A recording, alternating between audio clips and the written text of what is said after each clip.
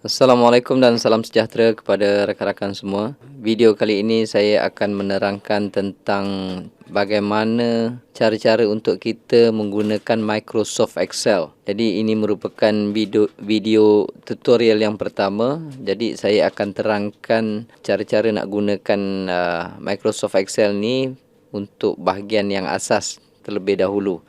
Nanti saya akan buatkan video-video yang selanjutnya dan video seterusnya tu ilmu dia tu akan lebih advance sikit lah.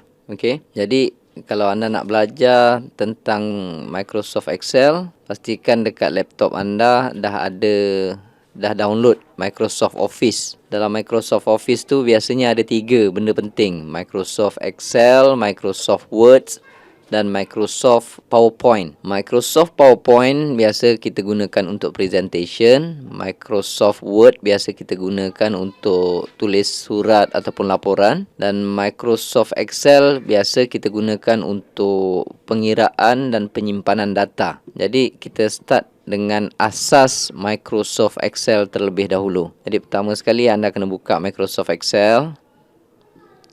Okey.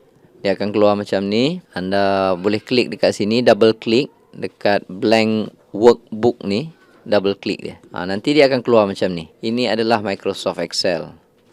Okey, dalam Microsoft Excel ini dalam dia ni rakan-rakan boleh tengok ada bahagian garis-garis, petak-petak. Ini adalah cell nama dia. Cell.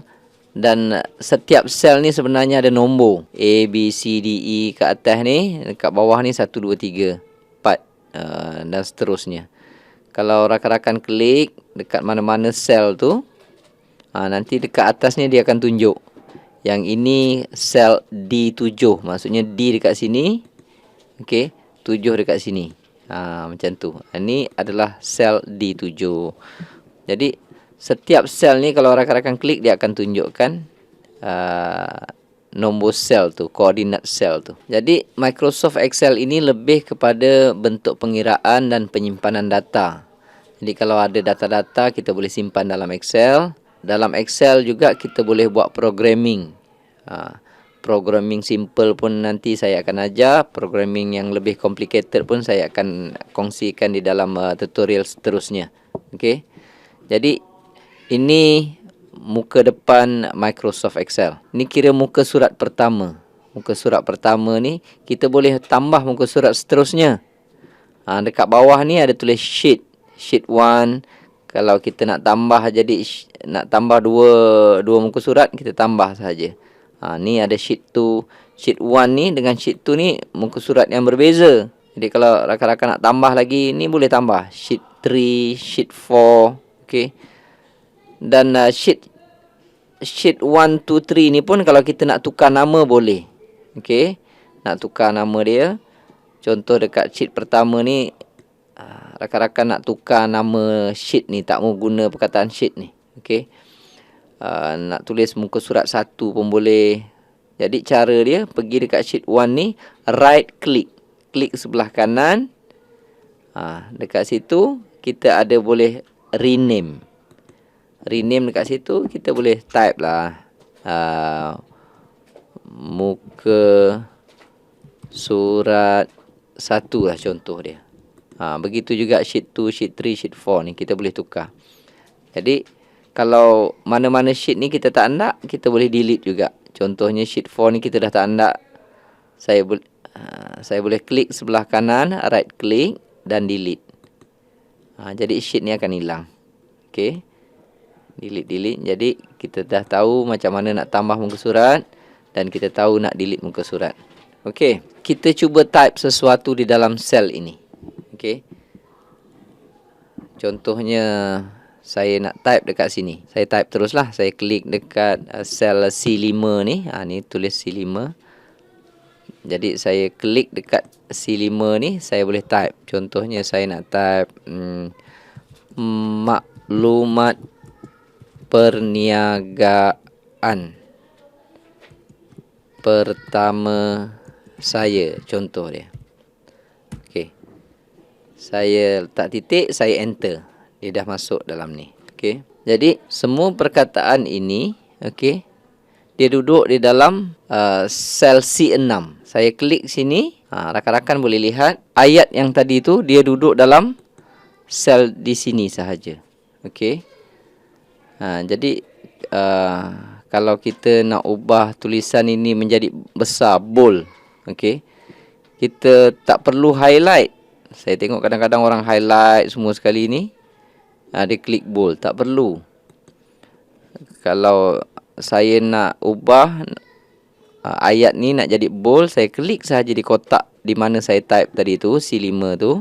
Okey. Dan saya klik bold, B. Ni bold. Okey.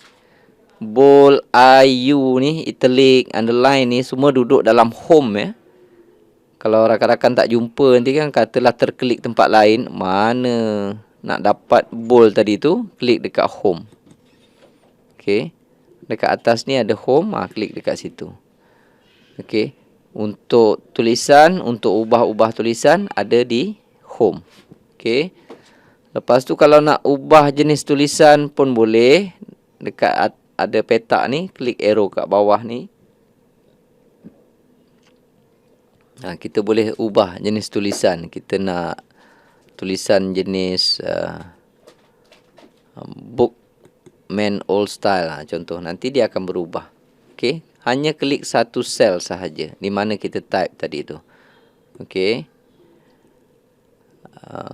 Kalau saya nak ubah lagi, nak yang pelik-pelik sikit tu, saya klik di situ sahaja. Okey. Lepas itu kalau kita nak dia sengit, klik dekat I ni. Okey. Kalau kita tak nak sengit, kita klik balik lagi sekali. Kalau kita tak nak bold, kita klik lagi sekali. Okey. Kalau nak dia ada underline, kita klik dekat U underline ni. Dia jadi macam tu. Okey. Kalau kita nak bold kan, kita klik dekat C5 tadi tu, kita klik bold. Kalau kita nak tukar color tulisan ni, kita klik dekat C5 tadi tu, dekat mana awal-awal dia tu, kita boleh klik dekat sini. Okey. A ni. Tu. Kalau kita nak tukar color, klik dekat arrow ni. Nak tukar warna hijau contoh dia. Dekat situ. Dan kalau kita nak besarkan tulisan ni, kita boleh adjust dekat sini. Tapi kita kena klik dulu dalam kotak tu, C5. Alright. Jangan tak klik dekat situ. Jadi kita tak boleh nak buat apa nanti. Kita klik dekat kotak tu. Okay. Kita boleh gunakan yang ini. Kalau nak ubah dia punya size, dekat sini. Rakan-rakan boleh pilih size 26 contoh dia. Pergi kat situ. Tapi kalau nak gunakan yang sebelah ni, yang ada tulis AA ni, pun boleh juga. Ni membesarkan huruf dia tadi tu. Font dia. Yang ini mengecilkan font dia. Tapi kena klik dekat kotak di mana yang kita mula-mula type ayat itu. Okay. Kalau nak tahu kita klik dekat kotak yang betul atau tidak, rakan-rakan klik, katalah rakan-rakan terklik dekat sini, tengok dekat atas ni, ada tak perkataan tu? Tak ada. Tak ada maksudnya itu bukan kotak dia. Kalau nak tahu, rakan-rakan klik di sini, nampak ada tulis tu. Okey. Ada tulis dekat situ. Kalau saya nak kecilkan balik, nak guna yang ini pun boleh, nak bagi makin besar pun boleh, nak makin kecil pun boleh. Okey. Alright. Kalau nak guna yang sebelah ni pun boleh, ni pun boleh, ini pun boleh. Okey. Katalah ada tersalah type. Okey. Maklumat perniagaan pertama saya tahun ini, contoh dia. Ataupun maklumat perniagaan tahun ini, contoh dia. Kita nak ubah. Rakan-rakan jangan highlight macam tu. Jangan klik dalam kotak ni. Cari di mana kotak dia. Kalau kita klik kotak tu, tulisan dia tak keluar di atas, maksudnya salah lah tu. Okey. Kalau klik dekat sini, nampak dah ni dekat atas ada. Jadi rakan-rakan boleh adjust di sini. Okey. Biar dia hilang ni pun tak ada masalah, jangan risau. Maklumat perniagaan pertama ataupun kita nak ubah maklumat perniagaan tahun 2022 contoh dia. Okey. Dah siap tu tuan-tuan enter sahaja. Okey. Dia dah kita betulkan. Alright. Itu cara tentang kita nak buat tulisan. Okey. Kalau tulisan ini kita nak dudukkan tengah pun boleh.